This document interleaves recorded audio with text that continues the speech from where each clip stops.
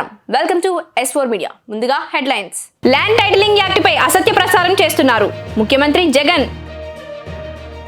తాము అధికారంలోకి వస్తే ఆ చట్టం రద్దు చేస్తాం టీడీపీ అధినేత చంద్రబాబు. జగన్ కు నవ ప్రశ్నలు సంధించిన Sharmila. SC ST slab plan నిధుల దారి మళ్లింపుపై వివరణకు డిమాండ్. పోలీసులకు మస్కా కొట్టేందుకు ప్రయత్నించి దొరికిపోయిన ఓ ప్రబుద్ధుడు. ఇక డీటెయిల్స్ లోకి వస్తే, కేంద్ర ప్రభుత్వ నీతి ఆయోగ్ మార్గదర్శకాల ప్రకారం ల్యాండ్ టైటిలింగ్ చట్టంలో దేశంలోని అన్ని రాష్ట్రాల్లో ప్రవేశపెట్టబోతున్నారని, రాష్ట్రంలో ఇంకా ఆ చట్టం అమల్లోకి రాలేదని స్పష్టం చేశారు. Land titling act, registration documents, ఇవన్నీ వేరు ఇష్యూస్. జగన్మోహన్ రెడ్డి గారు వచ్చాకనే ఫస్ట్ టైం ఎప్పుడో 1907లో జరిగింది, అంటే 100 ఏళ్ల క్రితం సర్వే జరిగింది. తర్వాత సర్వే జరగలేదు. భూములు లిటిగేషన్లు, గొడవలు 50 years 60 years అయినా తెగని ఉంటాయి. అందుకే ఒకసారి సమగ్ర భూ సర్వే చేయాలనేది ఒక సాహసోపేతమైన చర్య ఆయన తీసుకుంటాం. ఇప్పటికి 5-6 వేల గ్రామాల దాకా పూర్తయినట్లు. లిటిగేషన్లు ఉండి తెగని ఉంటే పక్కన పెడుతూ మిగిలిన సర్దుకుంటూ పర్ఫెక్ట్ మ్యాపింగ్ చేసుకుంటూ వస్తున్నారు. అది ఒక పార్ట్. రెండవది ల్యాండ్ టైటిలింగ్ యాక్ట్ అనేది ఫైనల్ ఇది చేసేది సెంట్రల్ గవర్నమెంట్ చేసింది. నీతి ఆయోగ్ సజెషన్ అన్ని స్టేట్స్కి వచ్చింది. అది కన్నా ఈ సమగ్ర భూ సర్వే జరిగి ఆ తర్వాత దీన్ని ఇంప్లిమెంట్ చేస్తే శాశ్వతంగా భూములకు సంబంధించినవి వారసత్వానికి కానీ మిగిలిన దానికి పరిష్కారం దొరికే, అంటే అన్నిటికీ ఒక సొల్యూషన్. అది కూడా ఇంకా ఇంప్లిమెంటేషన్కి రాలా. ప్రతిపక్షానికి సోకాళ్ళ ప్రతిపక్షం, దాని ప్రతిపక్ష అనాలన్నా కూడా ఇబ్బందిగా ఉంది.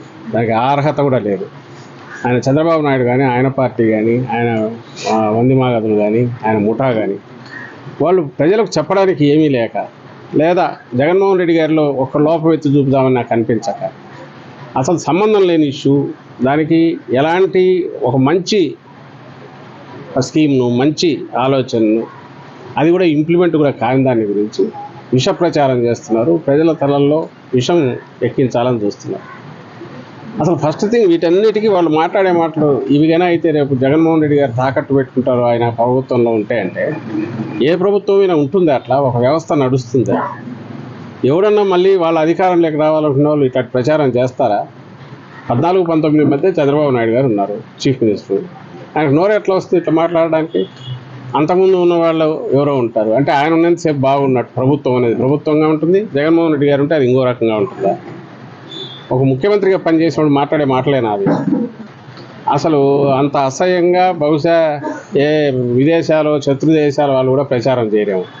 రాజ్యాంగానికి వ్యతిరేకం, ఇది ప్రజాస్వామ్య స్ఫూర్తికి వ్యతిరేకం వాళ్ళు చేస్తున్న ప్రచారం, ఆ దుష్ప్రచారం. అంటే ఎంత డెస్పరేషన్లో ఉన్నారో, ఇంకా ఓడిపోతున్నాం, మా బతుకు ఇంకా అయిపోయింది, వైండప్ దగ్గరలో ఉంది పార్టీ అనే దీంట్లో వస్తున్న డెస్పరేషన్ మాటలు అవి. ప్రజలు కూడా వాటిని విశ్వసించట్లేదు. అంటూ రెండవది, జగన్మోహన్ రెడ్డి గారు వచ్చాక ఎన్ని లిటిగేషన్లు ఇచ్చేశారు, అసైన్ ల్యాండ్స్ అన్ని ఫ్రీ చేశారు, చుక్కల భూములు ఫ్రీ చేశారు.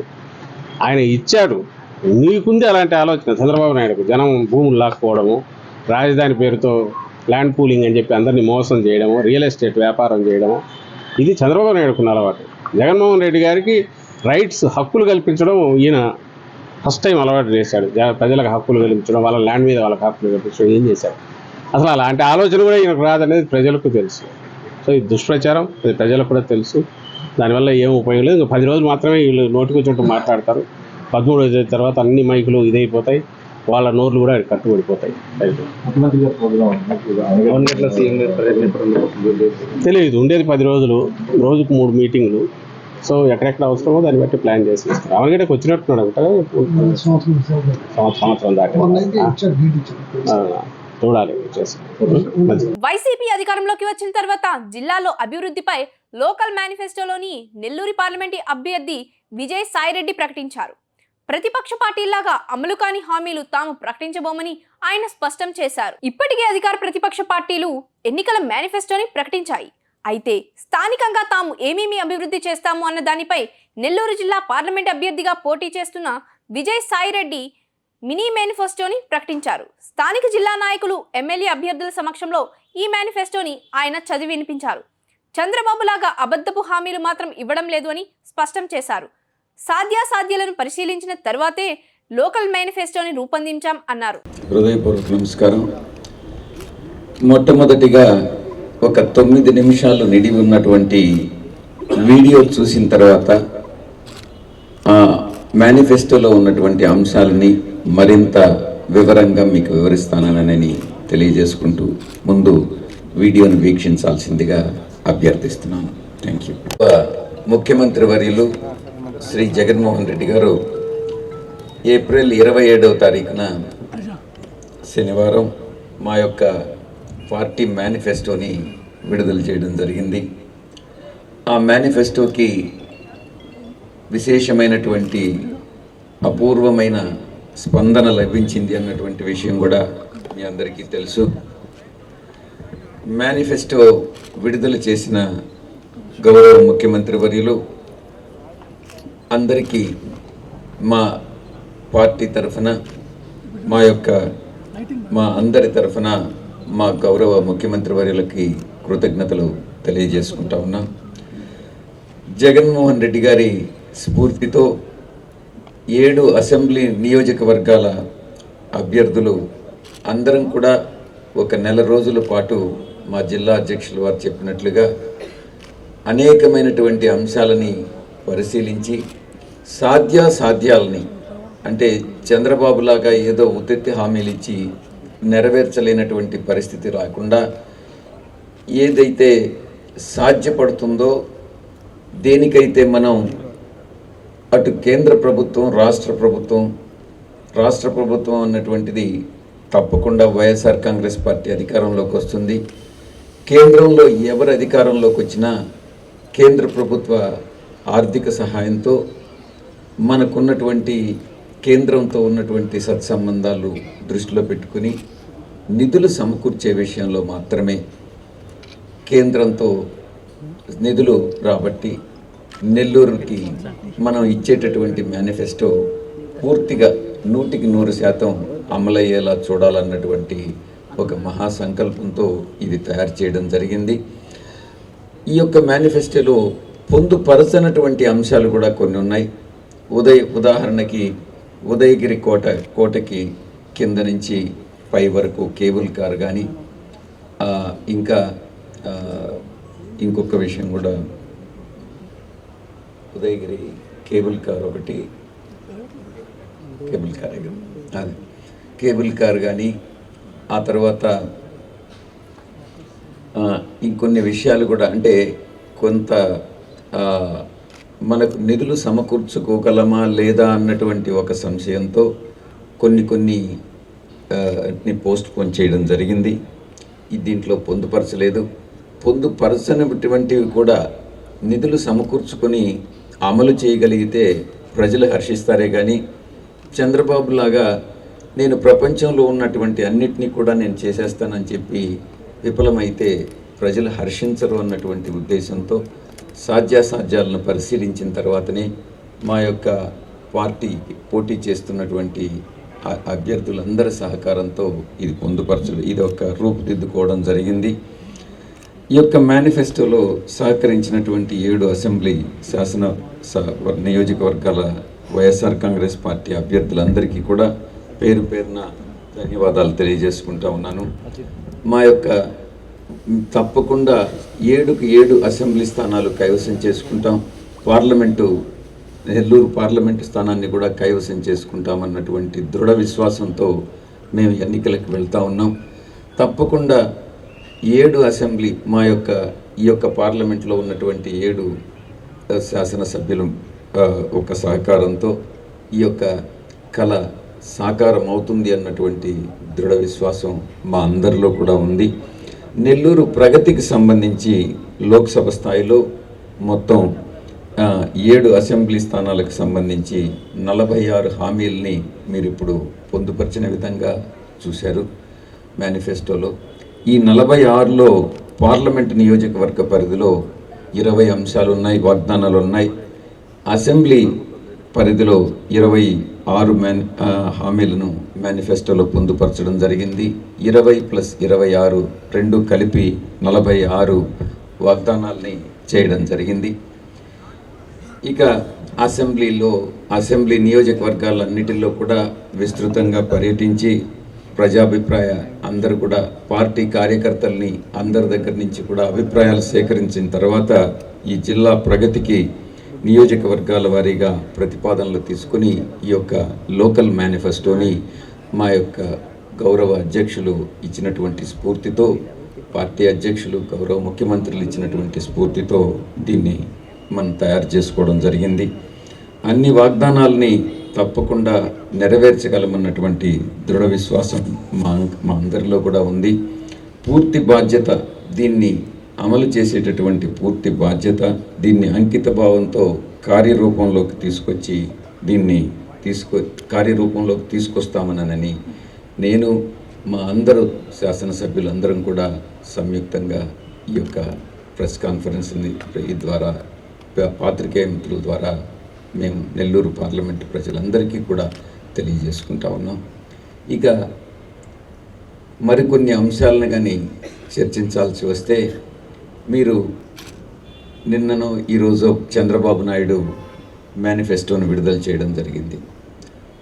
ఇప్పుడు జనసేన, బీజేపీ, టీడీపీ కూటమిగా ఏర్పడి మేనిఫెస్టోలో మాత్రం చాలా ఏదో తెలివైన వాడిని అనుకుంటాడు చంద్రబాబు. ఇది జనసేన, తెలుగుదేశం పార్టీ అధినేతల ఫొటోస్ మాత్రమే దానిలో ఉన్నాయి. బీజేపీ అధినేత మోడీ గారి ఫోటో ఎందుకు లేదు అన్నటువంటి విషయాన్ని నేను ప్రశ్నిస్తూ ఉన్నాను. ఇదే మీరు 2014లో తీసుకుంటే మోడీ గారి ఫోటో ఉంటుంది, కానీ ఇప్పుడు మోడీ గారి ఫోటో దీనిలో మాయమైంది. దీనికి కారణం, ఎక్కడ ముస్లిం సామాజిక వర్గం దూరం అవుతుందేమో అన్నటువంటి ఒక భయంతో తెలుగుదేశం పార్టీ అధ్యక్షుడు చంద్రబాబు నాయుడు దీంట్లో ఉద్దేశపూర్వకంగా మోడీ గారి ఫోటో మిస్ చేశాడు. దీన్ని కార్యక్రమం కొంత ఆలస్యమైంది. పెద్దలు విజయసాయిరెడ్డి గారు కావలిలో అక్కడ జరిగినటువంటి ఎన్నికల కార్యక్రమం ముగించుకొని రావడం వల్ల కొంత ఆలస్యమైనందుకు అందరూ కూడా క్షమించాలి. మీ అందరికీ తెలుసు, గతంలో స్వాతంత్రం వచ్చినప్పటి నుంచి కూడా ఎన్నికలు జరుగుతూ ఉన్నాయి. ప్రతి ఎన్నికల్లో కూడా ప్రతి పార్టీ కూడా ఒక మేనిఫెస్టోని రిలీజ్ చేస్తూ ఉంది. ఏ రోజు కూడా ఎన్నికలు అయిన తర్వాత మేనిఫెస్టో ప్రస్తావన తెచ్చినటువంటి ఎక్కడ కూడా దేశంలో ఏ రాష్ట్రంలో కూడా ఏ పార్టీ కూడా ఎన్నికలు అయిన తర్వాత తన మేనిఫెస్టో గురించి మాట్లాడిన దాఖలాలు ఎక్కడ కూడా కనపడవు. మొట్టమొదటిసారిగా జగన్మోహన్ రెడ్డి గారు 2019 ఎన్నికలకు ముందు ఒక మేనిఫెస్టోని రిలీజ్ చేయడం, ఆ మేనిఫెస్టోని పదే పదే ప్రజలకి అందరికీ కూడా వివరిస్తూ, ఈ మేనిఫెస్టోలో నేను ఇవి చెప్పినాను, దానికి మించి ఇవన్నీ కూడా చేస్తా వచ్చినటువంటి వ్యక్తి మొట్టమొదటిగా గౌరవనీయులు ముఖ్యమంత్రి జగన్మోహన్ రెడ్డి గారని నెల్లూరు జిల్లాకు సంబంధించినటువంటి ఒక మేనిఫెస్టోని సుమారుగా 1 రోజుల పాటు అందరితో కూడా చర్చించి అన్ని నియోజకవర్గాల్లో కూడా పర్యటించి అక్కడ ఉన్నటువంటి సమస్యలు అన్నింటినీ కూడా పొందుపరుస్తూ ఈ 5 సంవత్సరాల్లో నేను ఇవన్నీ చేయగలను అనని ఒక మేనిఫెస్టోని ఈరోజు రిలీజ్ చేయడం అన్నది రాష్ట్రంలోనే కాదు దేశంలో కూడా ఎక్కడా కూడా ఇలాంటి ఒక విజన్ ఉండదు అని మీ అందరికీ కూడా తెలుసు. అలాంటి గొప్ప వ్యక్తి విజయసాయిరెడ్డి గారు మన నెల్లూరు జిల్లాకి రావడం ఎంపీగా మనందరి జిల్లా అదృష్టం అనుకుంటాను. మరి దాంట్లో ఉన్నటువంటి అంశాలన్నీ కూడా నెల్లూరు జిల్లాకు సంబంధించినటువంటి సమస్యలు, వాటన్నిటిని కూడా మనం పరిష్కరించుకోగలిగితే మన జిల్లా చక్కగా అభివృద్ధి కాగలదని ఆ మేనిఫెస్టోని చూసిన ప్రతి ఒక్కరు కూడా చెప్పగలరు. అటువంటి మేనిఫెస్టోని ఈరోజు వీడియో రూపంగా మీ అందరి ద్వారా ప్రజలకి తెలియచేయాలి అన్న ఆలోచనతో ఈరోజు ఈ సాయంత్రం సమయంలో పెద్దలు విజయసాయిరెడ్డి గారు ఈ ఆవిష్కరణ కార్యక్రమాన్ని ఏర్పాటు చేయడం జరిగింది. దీని గురించి మాట్లాడవలసిందిగా ఎంపీ, రాజ్యసభ ఎంపీ, ప్రస్తుతం లోక్సభకి పోటీ చేస్తున్నటువంటి వైఎస్ఆర్సీపీలో అందరికీ తెలుసు మొట్టమొదటి నుంచి కూడా వైఎస్ఆర్సీపీ ఆరంభం నుంచి ఉన్నటువంటి పెద్దలు విజయసాయిరెడ్డి గారిని మాట్లాడవలసిందిగా కోరుతున్నాను. విజయవాడ పశ్చిమ నియోజకవర్గంలో బీజేపీ తన ఎన్నికల ప్రచారాన్ని ముమ్మరం చేసింది.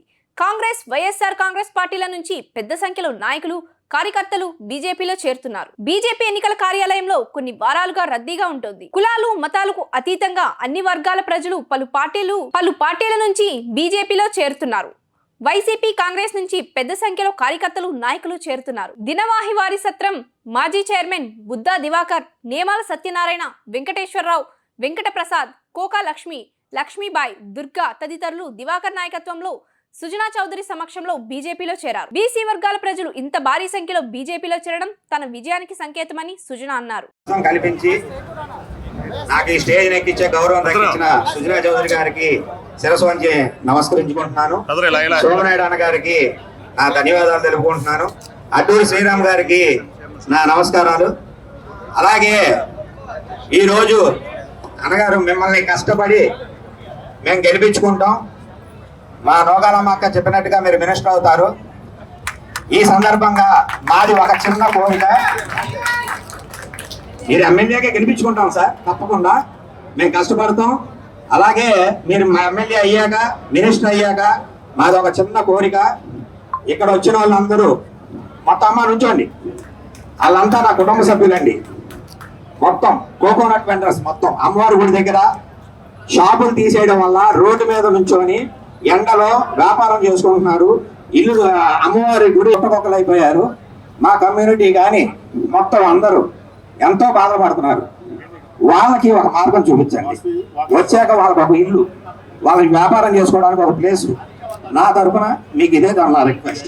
మంత్రి విడుదల రజని చిల్లర రాజకీయాలు మానుకోవాలని గుంటూరు జిల్లా జనసేన పార్టీ నేతలు హితవు పలికారు. ఎన్నికల ప్రచారంలో భాగంగా ఇంటికి వచ్చి తమ ఓటును వేయమని అభ్యర్థించారని, ఎన్నికల ప్రచారంలో ఇదంతా సర్వసాధారణ విషయంగా తాను భావించినట్లు ఆ పార్టీ నాయకులు భీమా శ్రీను అన్నారు. అయితే అనుకోని విధంగా వైసీపీ కండువా తన మెడలో వేసి గబగబా ఫోటోలు తీసి తాను ఆ పార్టీలో చేరినట్లు ప్రకటించుకోవడం సిగ్గుచేటని అన్నారు.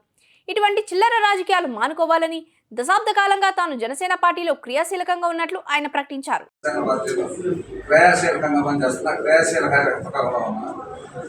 నిన్న వైఎస్ఆర్సీపీ వాళ్ళ ఇంటి ప్రచారంలో భాగంగా ఈ టెక్నాలజీ వచ్చారు.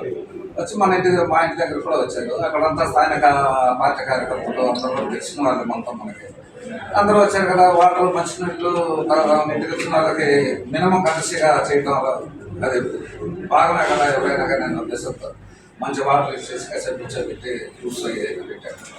వాళ్ళు దవ్వుకున్న ఎదుగుతూ కండా దవ్వుకొని మడలు వేసి ఫోటో చేశారు. నేను అప్పటికే వద్దని వారించాను, ఇది తప్పు మీరు చేస్తాను. మీరు వచ్చారు అడిగారు, ఎయిటో ఇవ్వడం అనేది వారి ఇష్టం అన్నది. మీరు ఇలాగ తప్పు అంటే అబ్బాయి గారు కూడా, రజనీ గారు కూడా ఏమంటే తీసేసేయండి అని మీకు ఎటువంటి ఇబ్బంది కలగదు ఏమంటే సరే అంటే మా వాళ్ళు తెలియజేశారు అన్నారు.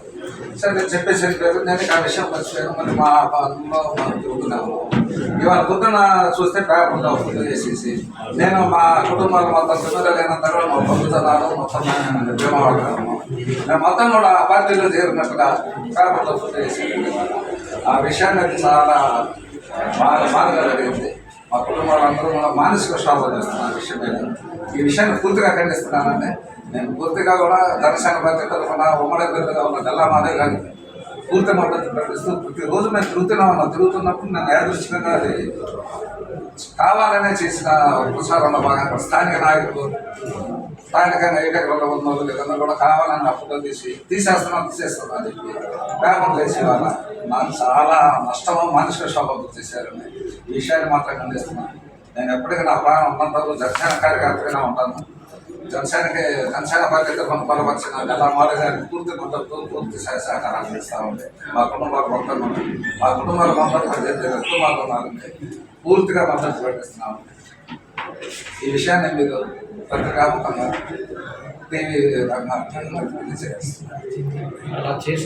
ముఖ్యమంత్రి జగన్మోహన్ రెడ్డికి పిసిసి చీఫ్ వైఎస్ షర్మిలారెడ్డి బహిరంగ లేఖ రాశారు. ఎస్సీ ఎస్టీల అభివృద్ధిపై తాము అడుగుతున్న నవ సందేహాలకు సమాధానం చెప్పాలని డిమాండ్ చేశారు. ఎన్నికల ప్రచారంలో భాగంగా విజయవాడ, కడప జిల్లాలో షర్మిల పర్యటించారు. ఈ సందర్భంగా ముఖ్యమంత్రి జగన్ కు 9 ప్రశ్నలతో ఒక లేఖను సంధించారు. ఎస్సీ ఎస్టీ సబ్ ప్లాన్ నిధులను దారి మళ్లించిన విషయం వాస్తవం కాదా అని ప్రశ్నించారు. సాగు భూమి నిచ్చే కార్యక్రమాన్ని ఎందుకు నిలిపివేశారో చెప్పాలని, 28 పథకాలను అర్ధాంతరంగా ఎందుకు ఆపివేశారో, ఎస్సీ ఎస్టీల పునరావృత కార్యక్రమం ఎందుకు నిలిచిపోయింది అంటూ షర్మిల ప్రశ్నించారు. మధ్య డబ్బు లావాదేవీ జరిగింది అని సాక్ష్యాలున్నాయని కూడా సిబిఐ చెప్తున్నా కూడా 5 సంవత్సరాల నుంచి జగన్మోహన్ రెడ్డి గారు సొంత చిన్నానకు చావుకి కారణమైన అవినాష్ రెడ్డి గారిని కాపాడటమే కాకుండా ఇప్పుడు మళ్ళీ అవినాష్ రెడ్డి గారికే టికెట్ ఇచ్చారు. అంటే మళ్ళీ హంతకులే గెలవాలి, మళ్ళీ హంతకులు వాళ్ళ అధికారాన్ని వాడుకొని వాళ్ళని వాళ్ళు కాపాడుకోవాలి, మళ్ళీ ఇలాంటి హత్య చేసిన వాళ్ళు, హత్య చేపించిన వాళ్ళే మళ్ళీ చట్టసభలకు వెళ్ళాలి. ఒకసారి ఆలోచన చేయండి. వివేకానంద రెడ్డి గారికి న్యాయం చేయాల్సిన సమయం వచ్చింది. ఒకవైపు నేను నిలబడ్డాను, ఒకవైపు అవినాష్ రెడ్డి గారు నిలబడ్డారు, ఒకవైపు రాజశేఖర రెడ్డి బిడ్డ నిలబడింది, ఒకవైపు అవినాష్ రెడ్డి గారు రాజశేఖర రెడ్డి గారి తమ్ముడిని హత్య చేయించిన అవినాష్ రెడ్డి గారు నిలబడ్డారు. మీకు ఎంపీగా మీకు సేవ చేసేవాళ్ళు రాజశేఖర రెడ్డి బిడ్డ కావాలో లేకపోతే రాజశేఖర రెడ్డి గారి తమ్ముడిని హత్య చేయించిన అవినాష్ రెడ్డి గారు కావాలో మీరు నిర్ణయించుకోవాల్సిన సమయం వచ్చింది. నేనైతే రాజశేఖర రెడ్డి బిడ్డగా మీకు మాటిస్తున్నా, నన్ను గెలిపించండి, రాజశేఖర రెడ్డి బిడ్డను గెలిపించండి, న్యాయాన్ని గెలిపించండి, వివేకానంద రెడ్డి గారికి న్యాయం చేయండి. రాజశేఖర రెడ్డి బిడ్డ మీకు మాటిస్తుంది, మీ ఎంపీగా, మీరు ఎంపిక చేసుకున్న ఎంపీగా నేను మీ బిడ్డనైతా, నేను మీ బలమైతా. మీరు ఆశీర్వదించండి, నేను ఇక్కడే ఉంటా, నా జీవితాన్ని మీకు అంకితం చేస్తా. మరొక్కసారి రాజశేఖర రెడ్డి బిడ్డ మనస్ఫూర్తిగా మీ అందరి ఓటు, ఆశీర్వాదం, ప్రేమ, అభిమానం అన్ని అడుగుతుంది. రాజశేఖర రెడ్డి బిడ్డ మనస్ఫూర్తిగా ఆశీర్వదిస్తారని రాజశేఖర రెడ్డి బిడ్డ విశ్వసిస్తుంది. రాష్ట్రంలో రైతన్నలకు మంచి చేసే మరో పథకం ల్యాండ్ టైటిలింగ్ యాక్ట్ పై చంద్రబాబు అసత్య విష ప్రచారం మొదలు పెట్టారని ముఖ్యమంత్రి జగన్ అన్నారు. ఎన్నికల ప్రచారంలో భాగంగా పాయకరావుపేటలో జరిగిన సభలో ఆయన భూ హక్కు చట్టంపై వివరణ ఇచ్చారు. ఈ ల్యాండ్ టైటిలింగ్ యాక్ట్ పేరుతో జగన్ భూములు దోచుకుంటారని, ఫోన్లు, మెసేజ్లతో తప్పుడు ప్రచారం చేయిస్తున్నారు అని, జగన్ ఎలాంటి వాడు ప్రజలందరికీ తెలుసు అన్నారు. జగన్ భూములు ఇచ్చేవాడే గాని చంద్రబాబులా భూములు దోచుకునేవాడు కాదని ఏ రైతును అడిగినా చెప్తారు అని, 100 ఏళ్ల క్రితం జరిగిన సర్వేలో భూముల సబ్ డివిజన్ రికార్డుల ఫైలింగ్ సరిగ్గా జరగకపోవడంతో భూ వివాదాలు తలెత్తి రైతులు, ప్రజలు కోర్టుల చుట్టూ తిరుగుతున్నారు. దీన్ని పరిష్కరించి భూములపై సర్వ హక్కులు అర్హులకు అందించే ల్యాండ్ టైటిలింగ్ యాక్ట్ మద్దతు తెలపకుండా చంద్రబాబు తప్పుడు ప్రచారం చేస్తున్నారని ధ్వజమెత్తారు. ల్యాండ్ టైటిలింగ్ యాక్ట్ విషయంలో కూడా ఇదే మాదిరిగా జరుగుతూ ఉంది. ప్రతి ఒక్కరికి మెసేజ్లు పంపిస్తా ఉన్నాడు, ప్రతి ఒక్కరికి కూడా ఫోన్లు చేసి చెప్తా ఉన్నారు మీ భూములు జగన్ కాజేస్తాడు అని. అయ్యా చంద్రబాబు, జగన్ ఎలాంటి వాడో నీకు తెలియదేమో, కానీ ఈ రాష్ట్రంలో ఉన్న ప్రతి పేదకు తెలుసు జగన్ ఎలాంటి వాడో అని చెప్పి ఈ సందర్భంగా చెప్తా ఉన్నా. జగన్ భూములు ఇచ్చేవాడే కానీ జగన్ భూములు లాక్కునేవాడు కాదు నీ మాదిరిగా అని చెప్తా ఉన్నాడు. ఈరోజు అసలు ల్యాండ్ టైటిలింగ్ యాక్ట్ అంటే ఏమో చంద్రబాబు నాయుడు గారికి తెలుసా అని అడుగుతా ఉన్నాడు మీ జగన్. అసలు ల్యాండ్ టైటిలింగ్ యాక్ట్ అనంటే దాని అర్థం ఏమిటో తెలుసా? అసలు ల్యాండ్ టైటిలింగ్ యాక్ట్ అనంటే దాని అర్థము మీ భూముల మీద మీకు సర్వ హక్కులు కల్పించడమే ల్యాండ్ టైటిలింగ్ యాక్ట్కు సంబంధించిన ముఖ్య ఉద్దేశం. మీ భూములు 100 సంవత్సరాల కిందట సర్వే జరిగింది, బ్రిటిషర్లు ఉన్నప్పుడు సర్వే జరిగింది. దాని తర్వాత ఏ ఒక్కడు కూడా సర్వే చేసిన పరిస్థితులు లేవు. ఎక్కడా కూడా 15,000 గ్రామ సచివాలయాలలో 15,000 సర్వేలను పెట్టించి ఏ ఒక్కరు కూడా ఎప్పుడు సర్వే చేసిన పరిస్థితులే లేవు. ఆ పరిస్థితులు లేక భూములన్నీ కూడా సబ్ డివిజన్ జరక్క, భూముల కొలతలన్నీ కూడా సరిగ్గా లేక అమ్ముకునేదానికి, కొనేదానికి ఇబ్బందులు పడతా ఉన్న పరిస్థితులలో ప్రజలందరూ కూడా కోట్ల చుట్టూ తిరుగుతూ, రెవెన్యూ అధికారుల చుట్టూ తిరుగుతూ వాళ్ళకు డబ్బులు ఇచ్చుకుంటూ ఇబ్బందులు పడతా ఉన్నారు అని చెప్పి ఈ పరిస్థితిని మార్చాలి అని ప్రతి ఒక్కరి భూమి మీద కూడా వాళ్లకు సంపూర్ణ హక్కులు ఇవ్వాలి అని మొట్టమొదటిసారిగా 100 సంవత్సరాల కింద జరిగిన సర్వేను మళ్ళీ రీసర్వే ప్రతి గ్రామంలోనూ చేయించి వాళ్ళ భూముల మీద సర్వ హక్కులు వాళ్ళకి ఇచ్చేదానికి బౌండరీస్ నాటిచ్చి రికార్డ్స్ అన్ని అప్డేట్ చేసి ఆ పత్రాలన్నీ కూడా రిజిస్ట్రేషన్ చేసి మళ్ళీ ఆ రైతన్నలకు వాళ్ళకే ఇచ్చే కార్యక్రమం జరుగుతూ ఉంది అంటే ఇంత గొప్ప కార్యక్రమానికి చేతనైతే మద్దతు పలకాలి కానీ దాని మీద కూడా లేనిపోని దుష్ప్రచారాలు ఇవాళ జరుగుతూ ఉన్నాయి. వంగవీటి రాధాకృష్ణ వంటి వ్యక్తులు సేవలు ఈ రాష్ట్రానికి చాలా అవసరమని టీడీపీ అధినేత చంద్రబాబు నాయుడు అన్నారు. నిస్వార్థంగా పార్టీ కోసం పనిచేస్తున్న వ్యక్తి వంగవీటి రాధాకృష్ణ అని, తన తండ్రి ఆశయాల కోసం ముందుకు వెళ్తున్న వ్యక్తి రాధాకృష్ణ అని దెందులూరులో జరిగిన సభలో చంద్రబాబు అన్నారు. రాధాకృష్ణ సేవలను గుర్తించి భవిష్యత్తులో తగిన గుర్తింపు ఇస్తానన్నారు. వంగవీటి రాధాకృష్ణ గారు, నేను చాలా మందిని చూశాను కానీ ఒక సిన్సియర్గా ప్రజలకు ఏదో చెయ్యాలని తపనుండే నాయకుడు రాధాకృష్ణ గారని చెప్పి నేను మీకు తెలియజేస్తున్నా. ఏమీ కోరడు. మామూలుగా ఇది తండ్రి పేరు అడ్డం పెట్టుకొని చాలా మంది పదవులు ఆశిస్తారు కానీ నిస్వార్థంగా పార్టీకి పనిచేస్తున్న వ్యక్తి రాధాకృష్ణ గారని చెప్పి నేను మీకు తెలియజేస్తున్నా. అలాంటి వ్యక్తికి మీ అందరిని చూశాను. ఎక్కడికి పొమ్మంటే అక్కడికి వెళ్ళిపోతున్నాడు, దూసుకెళ్తున్నాడు. ఒకటే ఆలోచిస్తున్నాడు, తండ్రి ఆశయాలను నెరవేర్చాలి, ఈ రాష్ట్రానికి న్యాయం జరగాలి, తను నమ్ముకున్న ప్రజలకు అన్యాయం జరగకుండా ఉండడానికి నిరంతరం పనిచేస్తున్న శ్రామికుడు రాధాకృష్ణ గారని చెప్పి నేను మీకు తెలియజేస్తున్నా. నేను ఒకటే ఈ దెందులూరులో హామీ ఇస్తున్నా, రాధాకృష్ణ గారి సేవలు ఈ రాష్ట్రానికి అవసరం, తప్పకుండా తగిన గుర్తింపు ఇచ్చే బాధ్యత తెలుగుదేశం పార్టీది, నాదని మీ అందరికీ హామీ ఇస్తున్నాను. కూటమి మేనిఫెస్టోలో 2 ఫోటోలున్నాయని మాజీ మంత్రి పేర్ని నాని అన్నారు. మేనిఫెస్టోపై చంద్రబాబు, పవన్ కళ్యాణ్ ఫోటోలు మాత్రమే ఉండడం, బీజేపీకి చెందిన వారి ఫోటో లేకపోవడంపై స్పందిస్తూ ఆయన మీడియాతో మాట్లాడారు. ప్రజల జీవితాలు మారుస్తామంటూ కబుర్లు చెప్పారని, కానీ ముగ్గురులో ఒకరి సంతకం పెట్టే పరిస్థితి లేదని ఎద్దేవా చేశారు. సంవత్సరం ఒక 2.5 లక్షల కోట్ల రూపాయలు నేను ఖర్చు పెడతాను, అంటే జనాలకు ఇస్తానని చెప్తున్నాను. ఇదిగో దీని నుంచి ఇక్కడి నుంచి తెస్తానని చెప్తాడు. ఈయనంట మరి ఎక్కడి నుంచి చేస్తాడు? సంపద సృష్టిస్తానంటాడు. సంపద సృష్టించి సంపదలోంచి డబ్బులు ఖర్చు పెడతాను. ఏంటది? మామూలు అదేమన్నా అక్షయ పాత్ర లేదా లంకి బిందులా? ఎక్కడి నుంచి వస్తాయి? రాష్ట్రానికి ఆదాయం ఎక్కడి నుంచి తెస్తావు? చెప్పాలి కదా. ఈ పథకాలు అమలు చేయడానికి నీకు డబ్బు ఎక్కడి నుంచి తెస్తావు? అంటే 2014లో ఎలా అయితే పచ్చి మోసం దగా చేసావో, మళ్ళీ ఇది ఒక దగా మేనిఫెస్టో కదా. అందుకోసమే కదా ఇందులో ఒక ఆయన తప్పుకున్నాడు కదా. ముగ్గురు మేనిఫెస్టో అన్నారు, ఏదో ఒక ఫోటో లేదే. ఏమైపోయింది ఫోటో? ఇవాళకి ఇచ్చింది మీరు. అంటే చంద్రబాబు నాయుడు పవన్ కళ్యాణ్ కలిసి మళ్ళీ జనాల్ని మోసం చేయడానికి బయలుదేరారు కాబట్టి ఆ మోసపు దాంట్లో నన్ను తప్పించండి అని చెప్పి మిమ్మల్ని బతిమాలుకున్నట్టున్నాడు. పోలీసులు కళ్ళు కప్పి నోటుకట్టలను తరలించడానికి కొత్త మార్గాలను ఎంచుకుంటున్నారు లీడర్లు. అలాంటి చావు తెలివితేటలతో డబ్బు తరలిస్తూ దొరికిపోయాడు ఓ యువకుడు, అది కూడా పుష్ప మూవీ తరహాలో. కానీ పోలీసుల ముందు అతడి ఆటలు చెల్లలేదు. ఖమ్మంలో తనిఖీలు నిర్వహిస్తున్న పోలీసులకు 15 లక్షల రూపాయలతో పట్టుబడ్డాడు నిందితుడు.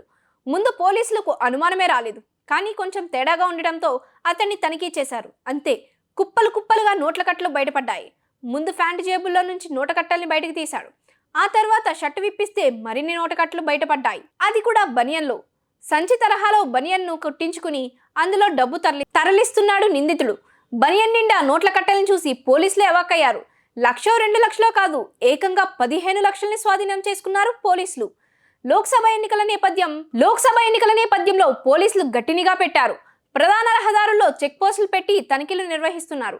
ఈ క్రమంలోని ఖమ్మం రూరల్ మండలం వెంకటగిరి చెక్ పోస్ట్ వద్ద సోదాలు చేపట్టారు పోలీసులు.